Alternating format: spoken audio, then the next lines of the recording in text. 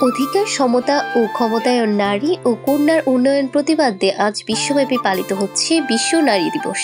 এই উপলক্ষে দেশের অদম্য নারীদের হাতে সম্মাননা পুরস্কার তুলে দিয়েছেন অন্তর্বর্তী সরকারের প্রধান উপদেষ্টা ডক্টর মোহাম্মদ ইউনূস।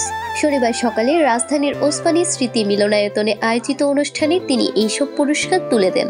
সম্মাননা পুরস্কার প্রাপ্ত অদম্য নারীরা হলেন অর্থনীতিতে অবদানে শরীফা সুলতানা, শিক্ষা ও চাকরিতে অবদানে হালিমা বেগম, সফল জননী নারী মেরিনা বিশরা, জীবন সংগ্রামে জয়ী নারী লিপি বেগম, সমাজ উন্নয়নে অসামান্য আবেদনে মোহাম্মদ মুহিন ও বিশেষ বিবেচনায় বাংলাদেশ মহিলা ক্রিকেট দল।